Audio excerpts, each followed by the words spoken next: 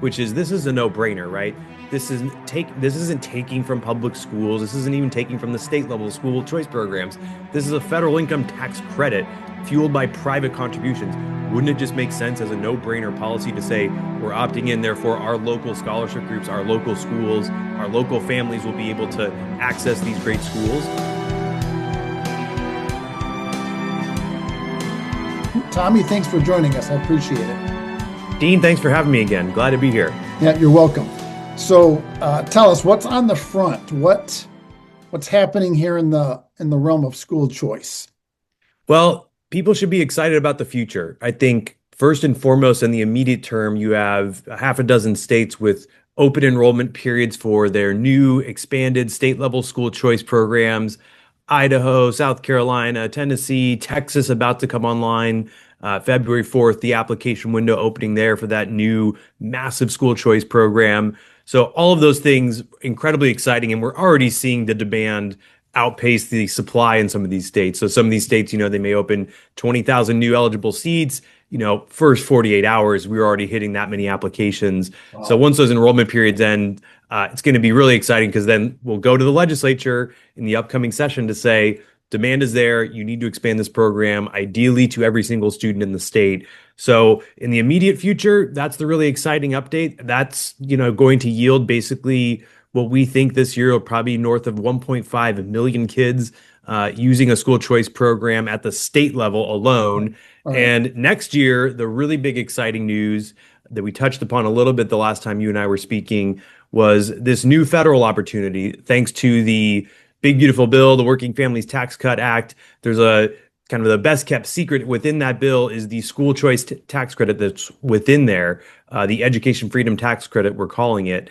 Basically, it allows for every single state to finally have a school choice opportunity, privately funded from donors who want to contribute to scholarship groups, either nationally or within their state.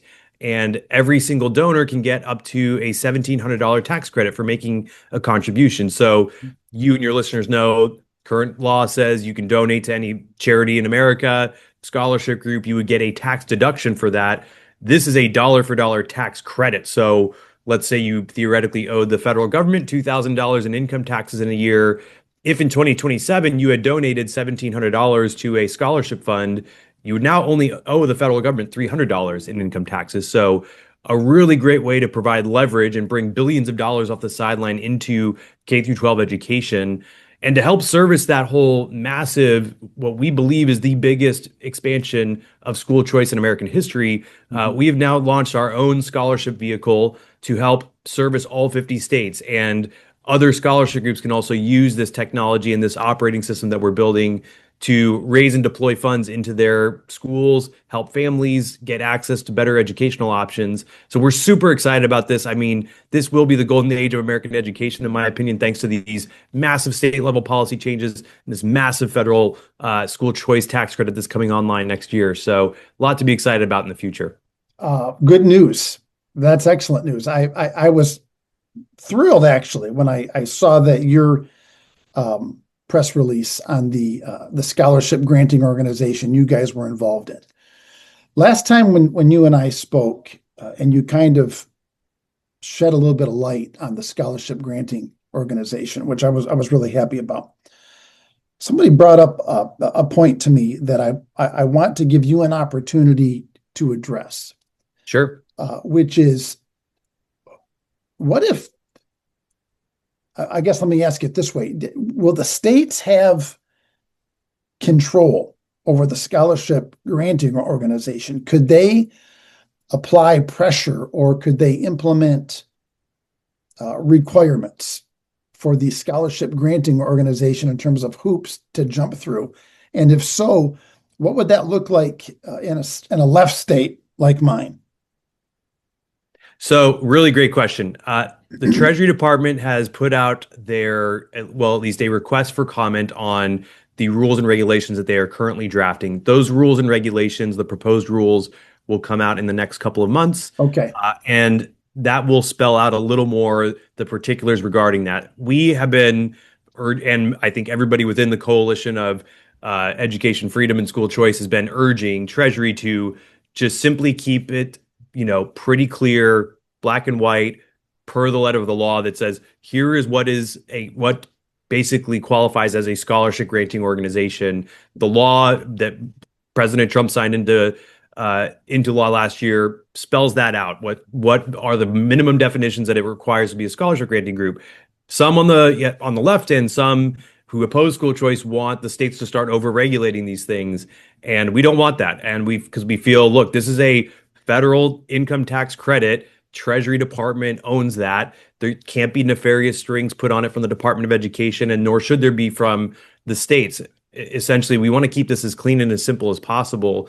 And if you're going to make scholarship groups, especially ones that are helping lower income kids, even ones that may be helping kids in public schools or charter schools, private schools, you name it, why would they need to jump through an additional layer of hoops at the state level when simply this is a federal policy change? So the only thing that's within the law that gives the state sort of a purview here is that the governors just have to opt in and submit the list of the scholarship groups that qualify in their state.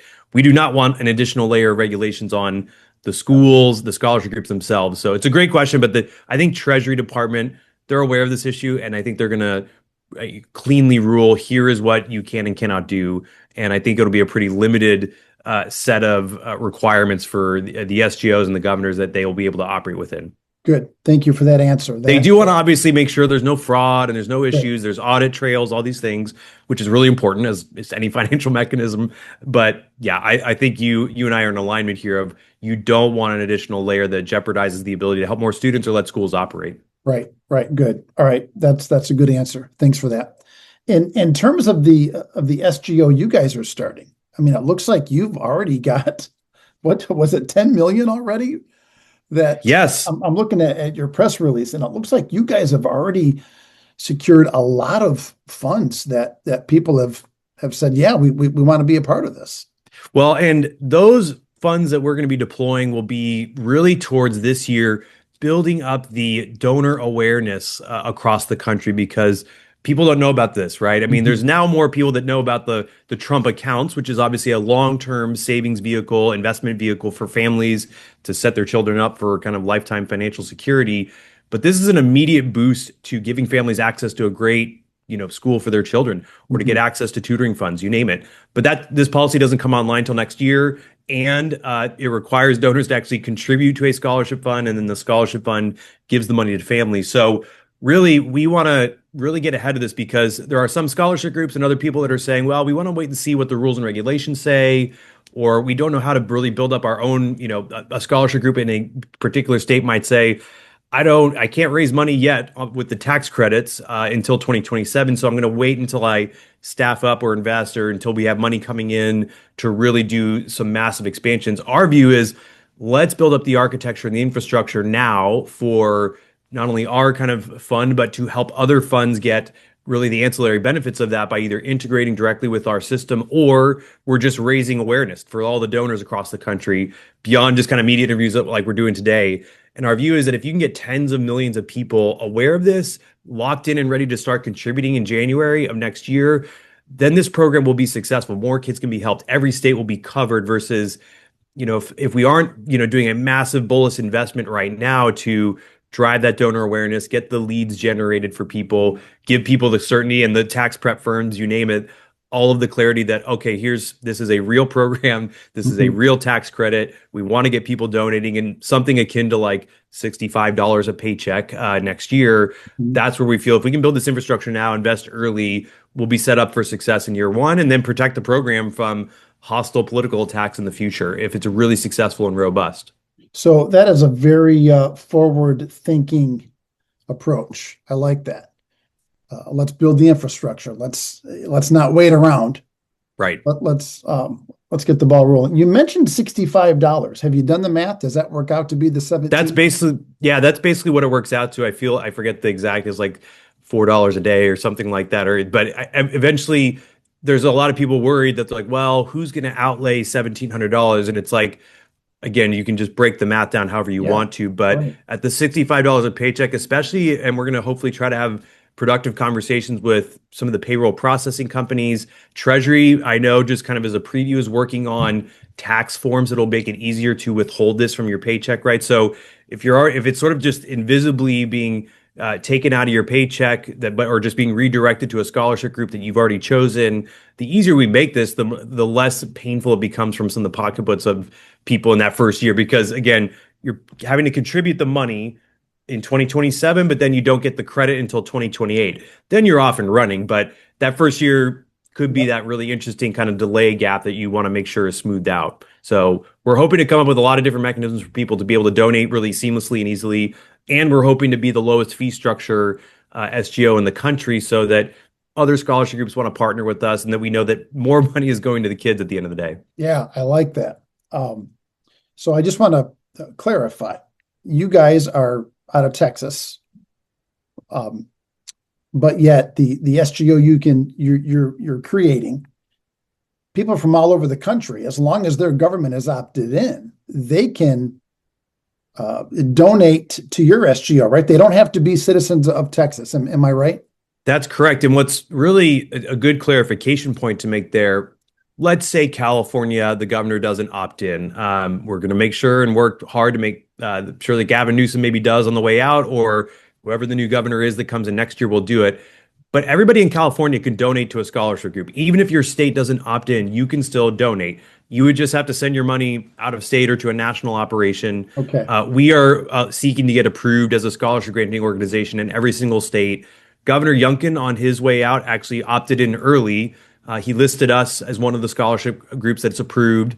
And our view is that every state should see this as a no-brainer. They Mhm. should all opt in. In the case that they don't, and it's particularly going to be blue states, every single red state at this point has opted in or Mhm. has intended to opt in, and they will submit their list of SGOs. But in some of the states that won't, those donors in those states, it's a federal tax credit, for your income taxes. So you can still donate. You would just have to send it or designate it to another state or to a different scholarship group that's operating nationally. So great clarification question. Yep. Thank you for that. In terms of the blue states, like mine, unfortunately, what can we do? I mean, I've outside of the obvious of just hammering our legislators and our governor, are there steps that you recommend people should take? I think yes. Contact your governor. Contact the staff to the governor. Have your schools if you're on a board of a private school or tutoring companies. I mean, tutoring isn't allowed eligible expense. Special needs therapies, even transportation costs could theoretically be covered by these scholarships in for students in public, private, charter, you name it. So the view would be. I actually would say to point to what Governor Paula said and what has said, which is this is a no-brainer, right? This isn't taking from public schools. This isn't even taking from the state level school choice programs. This is a federal income tax credit fueled by private contributions. Wouldn't it just make sense as a no-brainer policy to say we're opting in, therefore our local scholarship groups, our local schools, our local families will be able to access these great schools? To me, it seems like the messaging is so easy. And at the end of the day, I do think every single state will opt in. It's a question of when. And to really put that pressure is just to make your voice heard. The governor's offices, if they see that, like, gosh, we're getting a ton of inbound from parents, from donors, from the schools that want to participate within that, I think eventually that'll start to get them over the finish line. And knowing part of why we want to do our national work is if a state, and there's plenty of states that don't really have any sort of independent scholarship group, the schools themselves all raise their own funds to help students with financial aid, of course, but you really do need a separate 501c3 entity to operate under this current federal law. Our view is if we're signaling to the governors that we're willing to go in every state, we're willing to raise money in your state and help deploy scholarship funds to your state. It'd be a real shame if we're raising all this money in your state, tens or hundreds of millions of dollars, and we're sending it to Texas or we're sending it to another state that someone is designating their funds to. So our view is we want to make sure that these governors are aware the infrastructure is there, that we will be helping students all across the country. And the more people that kind of make their voices heard there, the better. And I think if too many people try to make this a partisan issue of, you name it, like Trump versus, the states, like, no, guys, this is a federal treasury policy. This is black and white tax code stuff. This is going to help students in your state. It's a no-brainer. It's easy found money, essentially. Yeah. Why not do it? Yeah. Why not do it? Exactly. Unfortunately, sides are going to be taken because, well, probably blue state governors feel beholden to unions who are adamantly opposed to anything that would use the words school choice. Well, Uh, you'll laugh on that one. I just saw today a news article from Alaska talking about Governor Dunleavy's opted in Alaska. The local, national union representative there was like, "We oppose this policy. It's bad. It's going to hurt kids." And but in like one of the sentences they said like, "We don't really understand how this policy works, but we oppose it." I'm like, "Well, is that not the ultimate personification of what the teachers unions policies are like? We don't understand how this will work, but we're definitely opposed to it because we think it hurts us." It's just like the it's amazing. epitome. It's like, yeah, and it's like, well, okay, Dunleavy's opted in. You can't really oppose it. They were trying to say, well, this violates our state constitution. It's like, well, this is a federal tax code. It has nothing to do with your state constitution, and this Sorry, will help kids in public and private schools in your state. So you're welcome. supremacy clause. It's a thing. That's right. Uh, Like they said, they don't understand it. So I doubt they've read the Constitution right. either. But Well, I mean, at least they're being honest to a certain degree, right? right, right. Um, Listen, I want to be mindful of your time, but can I ask you one more question? Of course, as many as you want. And this might be, I don't know, inside baseball in terms of the SGO, but uh, how do you guys go about, if, you're going to be spread out, hopefully, available in every state. What's your process of sending money or choosing which schools you're going to offer scholarships to, or however that works? Yeah, we're going to go through a process where we obviously want high quality schools. We also want to encourage new schools that have come online. There's a lot of states that have school choice policies at the state level, but due to different, structures it's of accreditation or other issues, some of the new great operators actually aren't able to participate in those programs just yet. Our view is we want kids and families to have the most options available, going to the best schools. As over the next years, we really develop out our own kind of internal policies, both in terms of how much are we going to fund, families, right, or per kid, per pupil, whether it's in a homeschool environment or in a private school, income thresholds of how much do we want to distribute. We want to keep everything simple so that a parent just knows if I'm applying or if I'm working with my school and people have designated money to my school, because that's part of the law that you can actually designate an earmark to a school as a donor. We'll have to sort all those kind of details out. So it's a little bit too early for me to put Mhm, some anything into stone tablets, so to mhm, speak. But our view is how do we help the most kids? How do we get the network as big as possible? So we want to work with as many of the private school associations that are out there. There's a lot of other companies that are operating kind of tuition or financial aid management that reach tens of thousands of schools. We're going to try to partner with them and give them just easy operating system type of access to just partner with us. So again, it's easy for the parents at the end of the day. So we'll be kind of determining out what that looks like at the end of the day, probably by the end of this year. Obviously, once we turn this on, and mhm, we'll have a series of announcements over the next few months. But really, chief kind of goal over the near term, midterm is getting just donors aware that this exists, because this is all a voluntary contribution program that people need to actually contribute and get the tax credit. And if we don't get raised a lot of funds for our scholarship group and other scholarship groups across the country, that's what really puts all of this into jeopardy, because you're just not helping as many kids at that point. So mhm. that's the chief goal right now, and we'll get to all the other policies in the coming months and year. Is there anything we can do to help out with that? Anything the listeners can do that I guess just talk about it, right? Sure. I check out our website, afcscholarshipfund.org.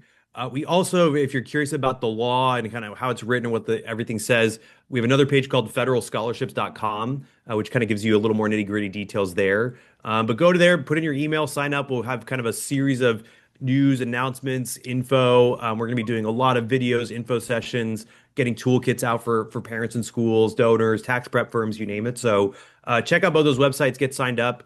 Follow us online on our social media pages, School Choice Now. That's our handle there. So big, exciting year. And really, if everybody can become a philanthropist, everybody can actually get a tax credit, donate to kids, help fuel a revolutionary change in this country in our K through 12 system. Because as you know, I mean, the test scores are rock bottom. Parents are furious at the system. Gallup does that poll every year or so that is showing each year record low approval of our K through 12 future and how people are viewing education in this country. We can finally change that thanks to some of these major policies. So, yeah, follow along, get involved. Everybody can be a philanthropist. That's I like right. how you said that. A couple of days ago, I made note of your press release and just commented on how I gave an example here in Michigan of how the governor and the State Board of Education is revamping sex ed in the state Sure. to bring it under the umbrella of health classes, which are a required course.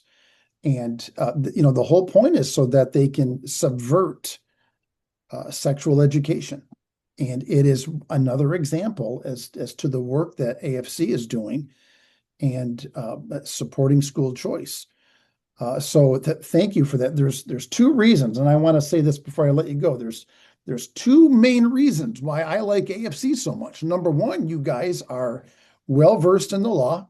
You understand what's happening. You've got a good grasp on things. And number two, as you've demonstrated in this conversation, you're forward thinking and you're looking for a solution. So I encourage my listeners to tell everybody they know, go to your website. Let's get this information. Let's spread it around. Tommy, thanks for your time today. I know it's valuable and I appreciate you and your information.